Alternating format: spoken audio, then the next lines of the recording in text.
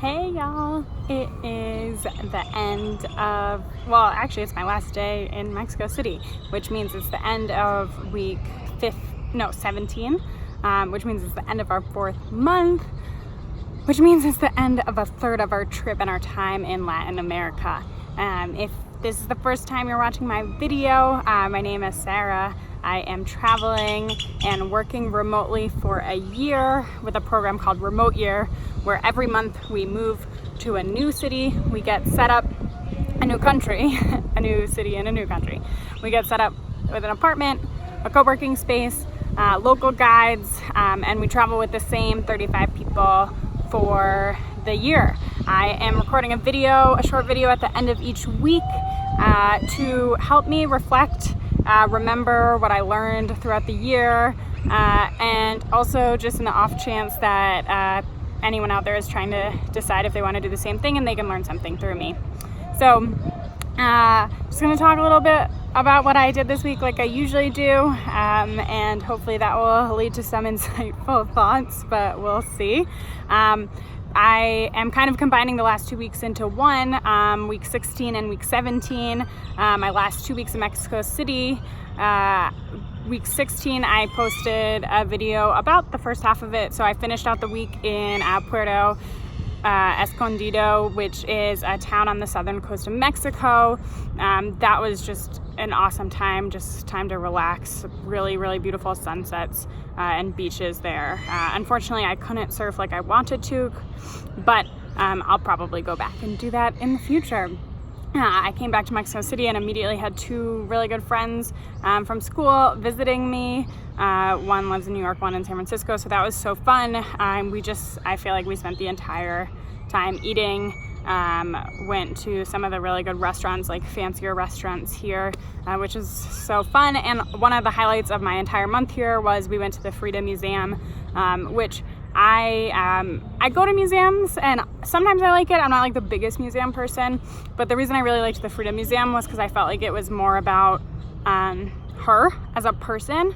It was where she grew up and did a lot of her artwork and spent a lot of her time, and I just felt like I connected more with her as a person, and got to know what she was like. And also then we wandered around the neighborhood there, and it's a really cool part of town, more I think southern than where I'm living and where most of the other attractions are. And we also stumbled upon this really awesome food market where we got some pozole, which is a local soup, some quesadillas with this vegetable, well it's a fungus called huitlacoche, that I've always wanted to try because they always use it on Top Chef episodes when they're trying to give like a curveball ingredient, but basically it's a fungus on a corn here, and it's really, really good.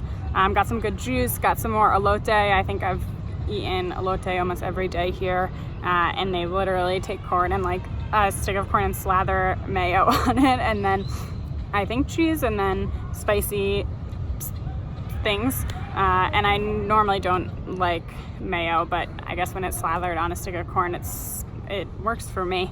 So that was definitely a highlight. And then the rest of this week, I've kind of just been hanging out. It was one of the few weeks I had in Mexico City for the whole week, and kind of just got to get into a routine, go to a co-working space a little bit, eat some more of the last food items I wanted to try. One of the best taco places in Condesa actually has turned out to be a vegan taco place, which I love meat, so I wouldn't normally choose a vegan place, but not only is my roommate a vegan, but also one of my friend's boyfriends is from here, and he said he loves meat, but his all-time favorite place, it's called, I think, Siempre Vegan, Siempre Taco, something with siempre in it, and it's so good. So definitely go there if you visit here. And then today, I didn't tell you where I am. I'm in the massive park in the middle of Mexico City called Chapultepec Park. I'm sure I might have messed that name up, but it's a lot of letters together and it's something that starts with a C. In the park, I'm walking around it for the first time. I can't believe it took me all 5 weeks to get here, but there's lots of really pretty lakes. I'm walking to a castle that's supposed to be cool, and also it's just like really big and lots of greenery. It's kind of like what's the big park? Central Park. It's kind of like the Central Park of New York City, but it seems more chill, because Central Park can sometimes just be like just packed and filled with people. Really pretty so far.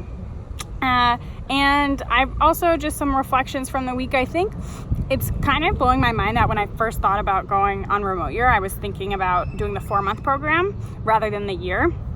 And then when I was talking to the person who helped sign me up, who works for remote year, he explained to me that if you do the year program, it's not like you're signing a year lease where if you want to leave early, you're still on the hook for paying all those months of rent. You can basically leave with, I think you need to give a month and a half or 2 months notice or something like that, but then you don't need to pay the remaining year. And so when I was asking him, like, what if I do the 4-month program and I want to keep on traveling, what are my options? He was like, if you're considering that, there's really not much risk to doing the full year. And so that's what convinced me to do the year, because it just gave me more options basically. But now that I've done it, I would not be ready to stop after 4 months. Like, if you're considering doing a remote year, I would really, really urge you to try to push yourself to do the year. I know 4 months, it's much easier to figure out work and it seems less overwhelming and all these things, but for the most part, the reason everyone's doing remote year is to get out of their comfort zone, to just have new experiences, to learn about themselves and have like revelations about their life and try out a new lifestyle. And this week honestly has been the first week where I'm really feeling like, okay, this is my new lifestyle. I'm not counting down the days to when I'm moving to the next city. I'm not like just thinking about it as a vacation. Like, this honestly has been the first week where I felt like waking up normal. Like, oh, this is my life, and feeling comfortable with kind of moving all the time and not having as many belongings and having a flexible schedule. And I just think it would have been a huge missed opportunity if this was the end, because I've already learned so much. And I know now with this like mindset of the 4 months that's kind of like set this new mindset, what I'm going to learn heading to Asia about myself and the experiences I'm going to have, it's just going to be times 100 what I did in the first 4 months. So I know it might sound hard, and it's easy to say, oh, well, it's easy for you to do your job remotely for a year, but I can't. But the reality is anyone can. It just matters how much you want it. There are people on my program who have super traditional jobs and convince their companies to let them go for a year. I came on remote year without a full-time job, honestly without any job, and I worked really hard to find freelancing work, and then now I actually have a full-time job where I'm able to do the full year program. So it is possible if you just challenge yourself to think about what do you really want, and challenge yourself to let your mind go there, and if you want it enough, you can make the year work. So yeah, that's just something I'm thinking about. I'm so grateful that I didn't do the 4 months and that I'm not leaving now. And I think that leads me just to my last thought of the month, which is the other thing that remote year has kind of taught me is that I think it's kind of like remote year is a really good program to kind of introduce you to long-term travel in a way that's not as scary as doing it on your own. I think it's amazing to do it on your own, and so many people do. But it's obviously scary to say, I'm just gonna pick up and travel the world by myself with no plan for a year. And so remote year is a really good way to kind of ease you into it. But now that I've done it, I've kind of realized that it really is possible to just pick up and travel on your own. I think that if you're someone who's been thinking about it, there are other programs. I mean, remote year is one of them, but there's other ways to ease into it too. Going to a hostel / co-working space like Selena across Central and South America would be an amazing way. Finding some of these really cool co-working and co-living spaces all across Southeast Asia. We're going to Chiang Mai in our second month in Asia, and that's one of the top digital nomad communities in the world. So you are going to meet people there. So I think what this is kind of, it's not, I don't want to say like, oh, this is easy, but like honestly, if you just take the plunge, it is easy after that. You can do it. And I think remote year is making me realize how much more is possible than we often let ourselves think. And so that's the end of my my 17th week, my Latin America segment of remote year. We've been to Peru, Chile, Colombia, Mexico, been to countless cities in each of those countries. And now tomorrow I'm heading to Vietnam, spending the month in Hanoi, have a lot of side trips planned because I'm just really excited to get to know the entire country of Hanoi, or of Vietnam. And so the next time you'll see me will be the end of my first week in Asia, and I can't wait to see what I've done by then.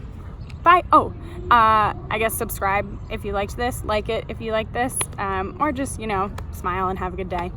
See you next week.